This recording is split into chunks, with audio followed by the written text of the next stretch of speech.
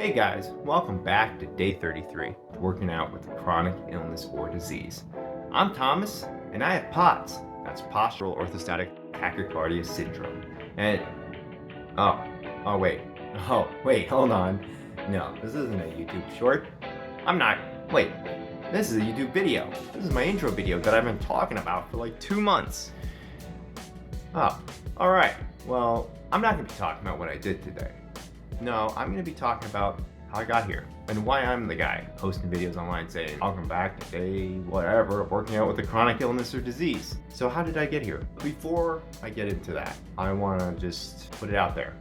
I am not a doctor. I am not a fitness trainer. I am not a professional in any way in fitness or on chronic illnesses or in the medical field. I am just a guy in the middle of nowhere suffering from POTS and just wanting to live the best life I can. And I think that's why I started posting in the beginning, because I was really hoping my story would maybe offer a light to people that maybe there is a way to live the best life you can. Maybe there is a cure even. It's the ultimate hope. But at least live the best life we can. If you're interested in my story, stick around. I know that a lot of people with chronic illness, I've seen posts online or from talking to them, that their story is pretty long because it's full of doctor's visits and emergency room visits and days of pain and nights of pain and losing hope and gaining hope, thinking you're alone, but then finding a community and ups and downs and just getting beat down and then picking yourself back up. That's what we have to go through.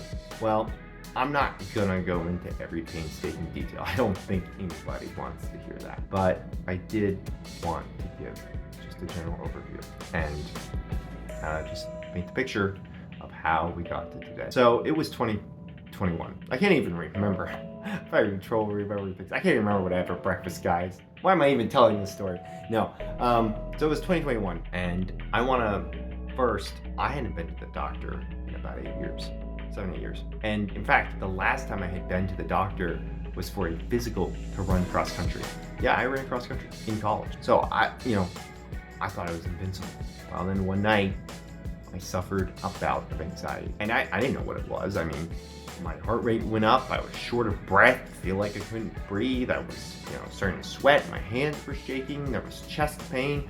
That was a heart attack. I mean, I had never gone through something like that. And unfortunately, I didn't know that those bouts were about to become a very close friend of mine. Not a friendly friend, but common occurrence at least. So I went to the emergency room that night, and then it happened again the next day, and went to the emergency room the next day, and they just gave me anxiety medicine. And then I went to my doctor, told him the symptoms, I wore the heart monitor thing, went through a bunch of blood tests, tried different anxiety medication. Nothing worked. My vision started acting weird, started getting blurry vision, chest pain, period shortness of breath, all that stuff was happening. It was just weird. The thing is, I didn't feel anxious about anything. Granted, I had the stress of life, but everyone has that. And it wasn't like I was concentrating or really worried about a particular something. And I just couldn't explain it. I tried therapy, like meeting with a therapist. That helped me figure out coping mechanisms when I had the bouts, but it didn't really help. Well, months went by. And about 10 to 12 months after my initial anxiety bouts, I remember it was a Friday night, and I went to bed and I was exhausted. I was so exhausted. It was such a wave of fatigue that I felt like I didn't want to move. I don't think I could move. I was like, I need to lay down. So I laid down and I slept. And I woke up and I felt terrible. And I went to bed later that night and slept the whole night. Got up, well, I didn't get up. And I was like, I hope this solves the fatigue issue. But this was like the wave of fatigue I'd never suffered before. And I woke up the next morning and I could not lift my head off the pillow without my heart rate shooting over 150 beats per minute. Luckily, I had one of those little oximeter things I'd gotten over the previous year because, with all my anxiety, my heart rate shooting up and all that stuff. I had one of those next to my bed, and I could tell instantly when I tried to get up. I was like, this is not right. Like, my heart is like pounding out of my chest. It took me 45 minutes to get out of bed. And I immediately went to the emergency room. Well, they couldn't find anything wrong. They threw me on EKG. We're like, we don't know what's wrong with you. Go to a cardiologist. So I went to my primary care doctor, and Oh my gosh, he's a legend. He was like, I think you have this thing possibly called POTS. He said, it's not the most well-known, but I think you should get checked for that. But we're gonna send you to a cardiologist first. So I went to a cardiologist and he laughed at me. He's like, POTS doesn't exist. What even is that? No, here's a beta blocker. Get out of my office. There's nothing wrong with you. Maybe your heart rate's a little high in the morning. Just take that. And I know, reading online, there's a lot of people, a lot of you guys out there that you laugh in your face, you get told that's made up, you get told that doesn't exist, or no, you don't have that, you don't know your own body, whatever. I'm sorry to do that. I suffered that and I know what it's like. But luckily, my primary care doctor, he was very insistent, so I went through tons of tests. I've had every blood test under the sun. I've gone to an endocrinologist, I've gone to what do you call the eye doctors, multiple cardiologists, bone doctors, I don't know what you call them, the GI doctor, brain surgeon. I've gone to, there's just so much. No one would give me a diagnosis. Well, finally, they sent me to a neurologist. Finally. I made it to a neurologist and they said, you need a tilt table test. And I was like, because it might be POTS? And they're like, we don't want to say anything like that. You need the test first. So I took the test. The problem is that the scheduling for the test was a year out.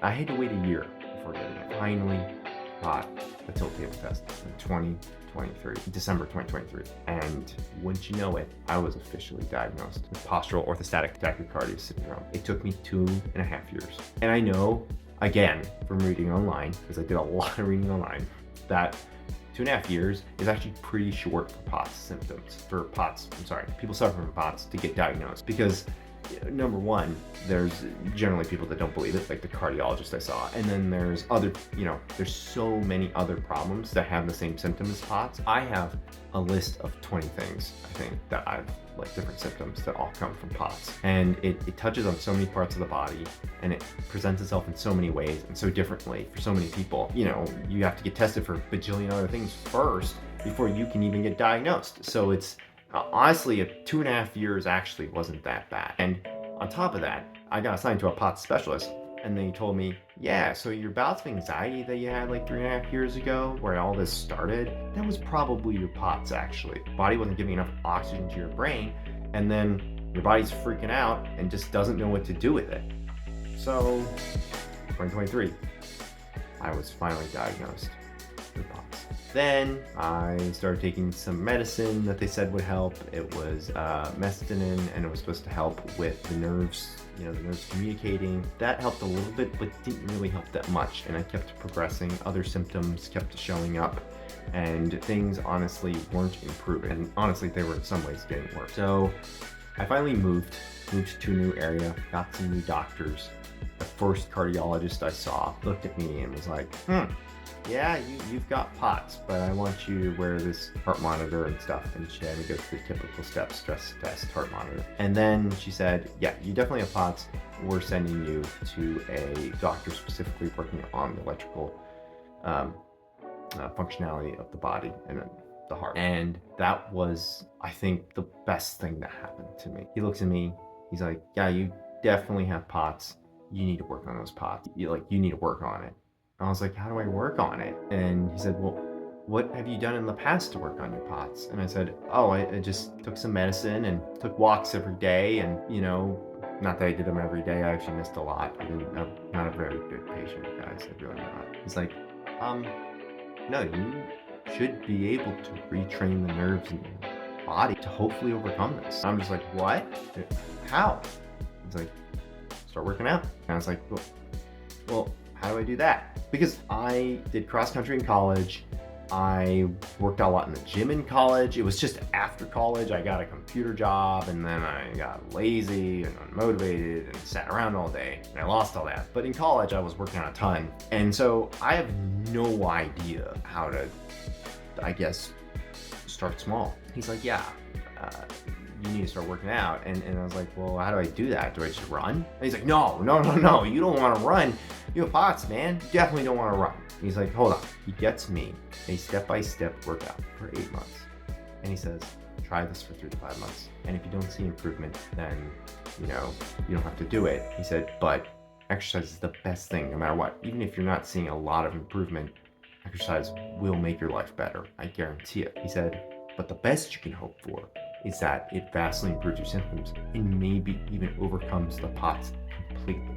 And I looked at him and I realized this is the best hope. This is the best chance I've ever gotten at maybe even overcoming POTS. And that's how I started working out. And I know I mentioned I'm not a very good patient. Well, I'm trying to be the best patient I can be right now. And so I started working out, and then I realized I sat there for 2.5 years not really thinking about working out. I mean, I did try once, but I started by running, and of course that destroyed me. And I knew working out would be good, but I never realized that you could maybe retrain the nerves in your brain and actually like maybe even have a chance of overcoming it. It's like no one ever told me. I was never given that opportunity. Like I never realized there was hope. So I started doing it. And I realized I think other people need to know. What happens if there's other people like me that I just don't know? And so here's why I'm here.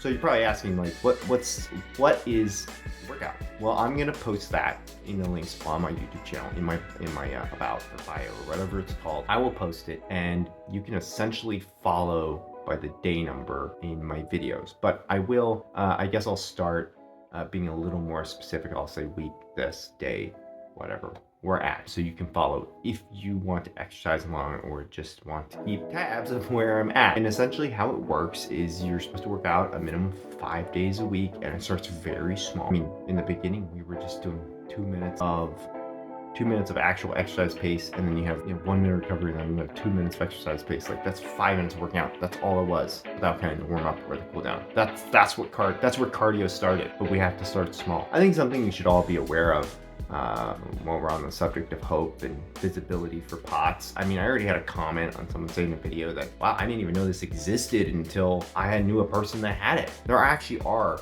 some really famous people that have POTS or have talked about having POTS. I believe Katie Ledecky is one, and then there's a few others I can't remember off the top of my head. Again, I can't even remember what I had for breakfast, so but here I am. So there are people out there that have it. There are actually tons of us that have it. You can go on forums and read about people that have it. You can read about how they cope and how they deal with it. It's out there. I think a lot of people just don't realize. So that's my story. That's why we're here. That's why we're going step by step. As I go through this, I obviously will post the shorts every time I work out, and I'll also maybe give an update every maybe 25 days, every time we reach 25 or 50 or 75, and just give a general overview of how we're doing, how I'm feeling. Maybe if results are a little more drastic, we'll do weekly, but we'll just kind of play it by ear. Guys, I know that, I don't know how many people or what the visibility of this video is going to be, but you guys should definitely post in the comment, post your stories so other people know about them. Other people know we're out here and what we're going through. I think it's good to raise that type of awareness. Post your stories in the comment, post your workouts. Maybe you've worked out, maybe you've worked out in the past and it's really worked for you, or maybe it hasn't, or maybe it's cured you and you don't have your chronic illness or disease anymore. I've just mentioned POTS, but there's so much stuff, chronic fatigue syndrome. I'm bringing that up because that's a big one that exercise can help. And there's things such as like, that's less about a syndrome and more like small fiber neuropathy, which exercise really helps. There's tons of ones out there, and we're all having to climb a mountain, to get through and to climb over and to struggle up against, and all the help and community and talking to each other, encouragement and cheering on that we can get, we need. So post your stories in the comments, post your workouts in the comments, post how you're doing. If you're following the workout I'm doing, post that in the comments, and share. I'm doing a shameless plug for my own videos, but share with other people that are struggling, and share with people that might be interested in helping raise awareness, encouraging others to work out. Don't just share this video. Share your own story. Share your own struggle with a disease or syndrome. Talk to those people. Tell them you're not alone, and maybe for some of us there's a cure, but for all of us, we can live a better life. We can do better and can take action to live the best life that we possibly can. And that's what's amazing. I gotta say, I just started this a few weeks ago, a tiny channel, but already the few comments I've got and the few subscribers, it's been amazing. The support has been incredible. It's been awesome, and it's been really amazing to be able to post these and to know that it's reaching a few people and that they're seeing it and that it's making them more aware. I guess in the end, I want you guys to know that you're not alone. And even if you're not alone, if you're not suffering, maybe there's someone you know that's suffering. And that kind of leads to this broader subject. I mean, we all go through tough things in life. All of us do. So please, just think about your fellow people next to you and what they might be going through.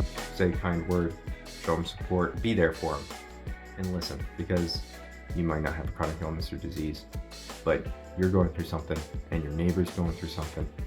And honestly, just take a moment today to, talk about someone in your life, show them support, show them love, show them kindness. We all need that.